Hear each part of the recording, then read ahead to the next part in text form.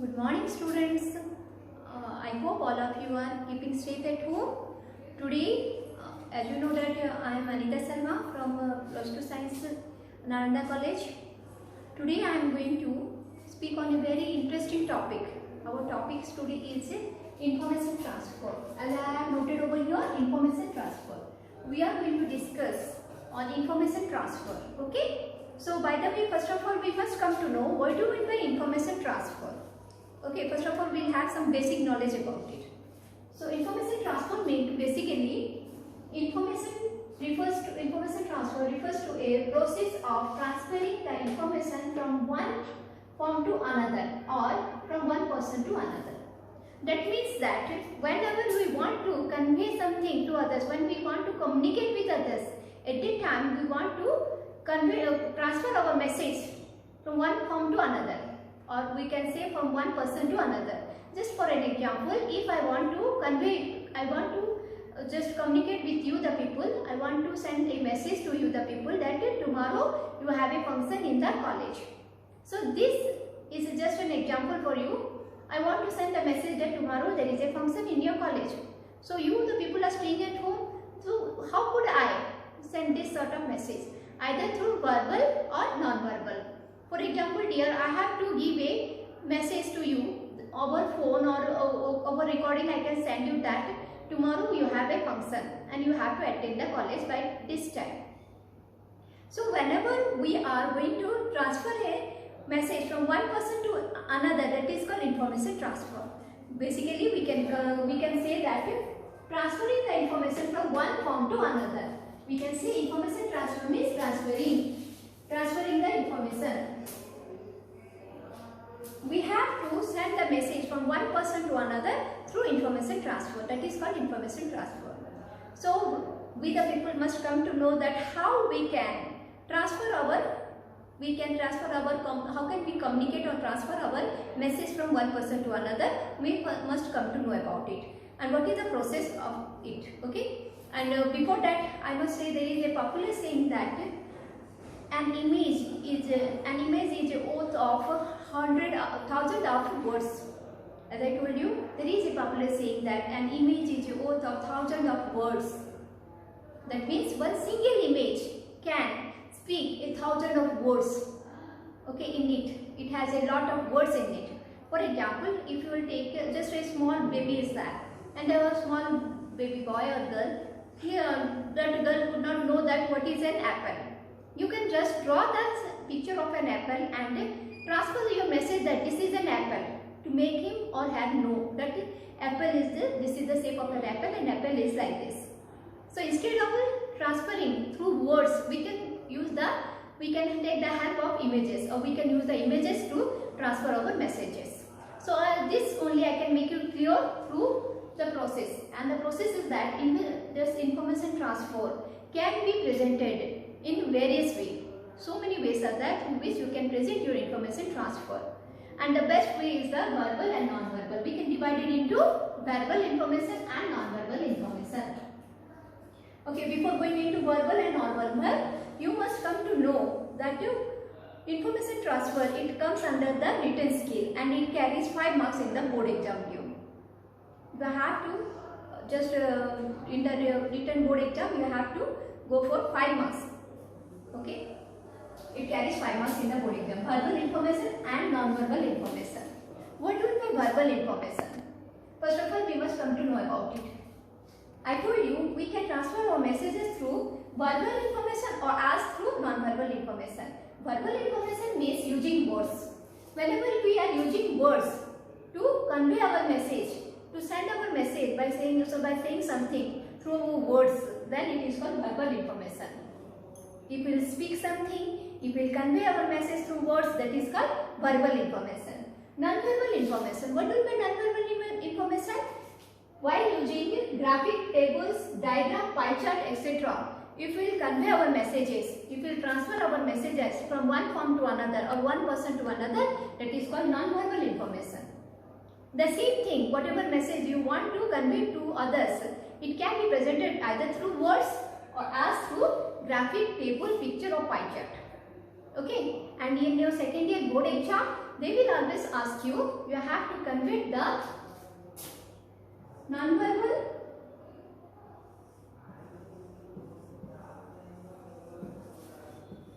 information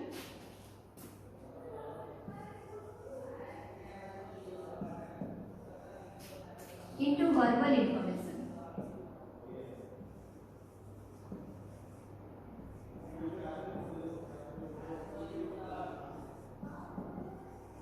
In secondary board exam, you will find that you have to convert the non-verbal information into a verbal information. That means in board exam, they will give you a whole paragraph, and that paragraph here, they will give you the whole paragraph. The paragraph you have to read properly, and after going through that paragraph, whatever the information contained in that paragraph, you have to represent it in the form of either graphs, tables, diagram or pie chart.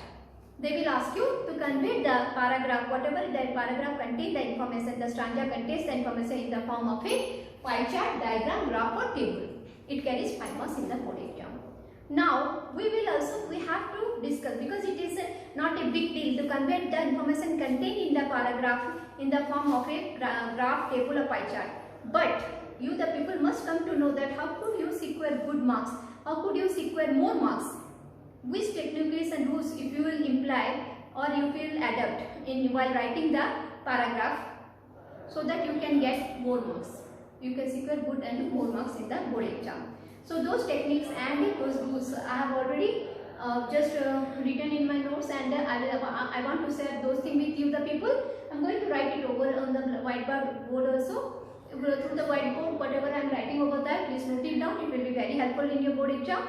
And if you will imply these rules or techniques in your written skill in information transfer by writing the paragraph, then you will can secure good and more success. You will get more success in the information transfer while getting the marks. Okay. So just watch it out. I am going to write the techniques and rules. We will go for it. Okay. Okay, students. As I told you, that information transfer can be conveyed either through verbal or non-verbal. Now I will make you understand how we can convert the paragraph into a pie chart, which will come in the exam and it carries 5 marks. So now I am going to explain you that how we can convert a pie chart. Okay, how can convert a pie chart in the form of a paragraph. If like this you will write in the exam, you will get a minimum 5 out of 5 in the exam. Okay, so better we will have a look to it. So first of all, have an idea that what are the techniques you can utilize, you can use in your exam, board exam, so that you can get more and score more marks. Okay. First of all, we will go for the techniques. As it is, I have written over here techniques or rules. Okay. The techniques and rules are we can imply so that we can secure more marks. Okay. And these techniques and rules can be better explained and understood by you if we just analyze the pie chart along with this techniques and rule. We have to analyze the pie chart with assembling with these techniques and rules. Okay. First of all, first rule is that, as I have written over here, you can see title or heading.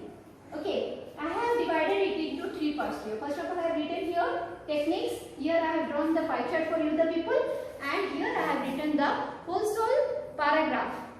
Okay, with whatever the information contained in the pie chart, it is represented in this paragraph.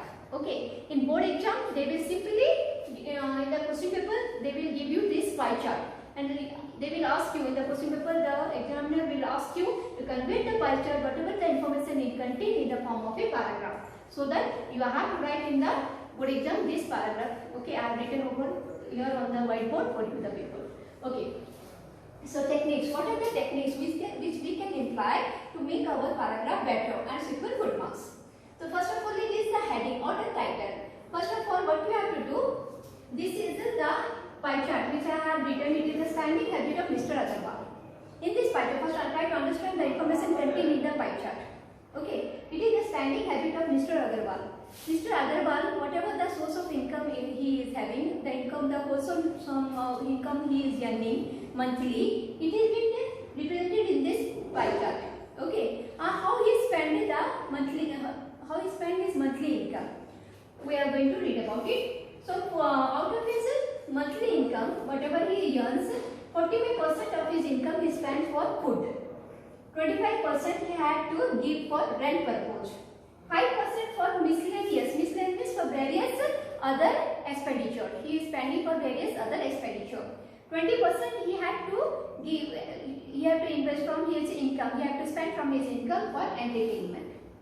For entertainment purposes. And 5% of his income only he keeps for saving purpose. So this is the information we are getting about Mr.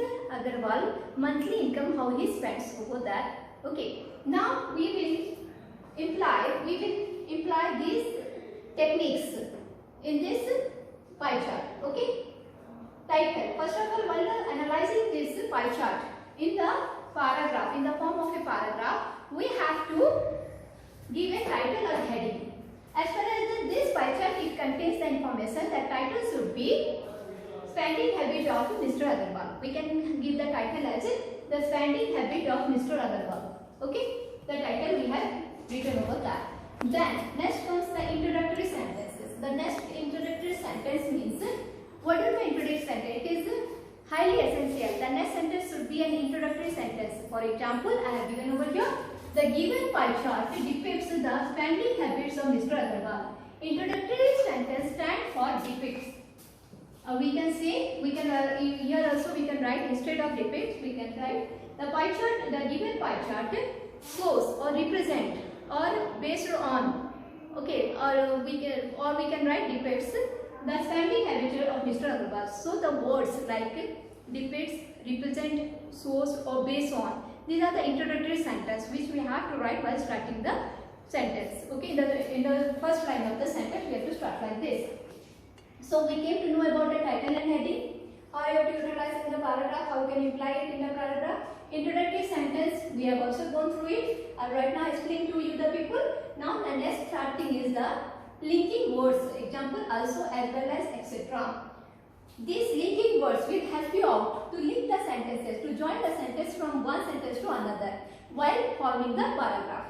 While analyzing the paragraph, we can join these sentences through these words as well as. Okay, or we can also write also, as well as.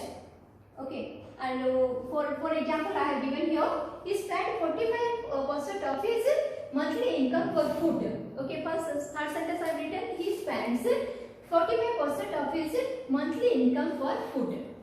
The next major expenditure, or we can also write, instead of the next major expenditure, we can also write as well as or also. Means to link the sentence from one sentence to another, we have to link the sentence or join the sentence. For that purpose, we can use the linking words.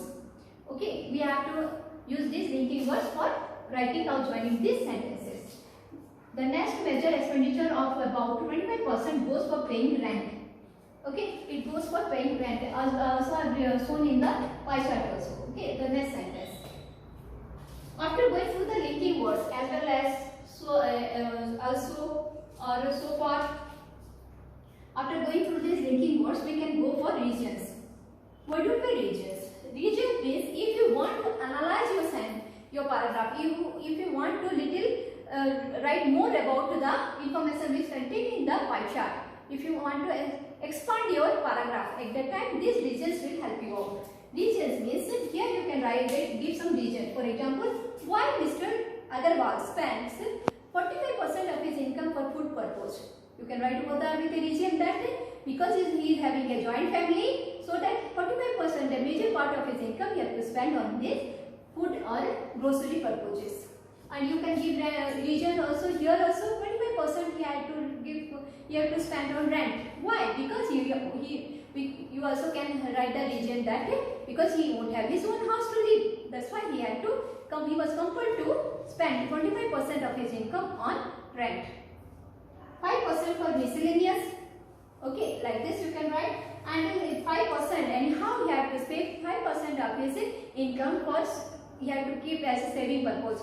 Why? Because in future any emergency may arise and he have to cope up with that emergency. He have to solve that emergency in that situation. How he will handle that emergency situation? For that purpose, he used to keep 5% of his income as saving purposes. So like this, we can give some region. If you want to expand your paragraph, you can give the information with region. You can expand the paragraph. Now next one is your finally. Last one we can see that concluding sentence here finally. So we can conclude our paragraph. As I have written over that, taking the case of Mr. Agarwal, I have written in the concluding sentence that conclusion, the spending habits of the Mr. Agarwal seems to be a balanced one. Here you can write finally, the spending habit of Mr. Agarwal seems to be a balanced one. Okay, like this we can conclude our paragraph. If you write taking all these techniques which I have applied over here in your paragraph, then you can secure both and good marks in your board exam. I hope I make it clear. And with this, I am going to stop the class right now. So I hope this video will be helpful to you. Please watch the video till the end. Thank you. Thanks for your cooperation.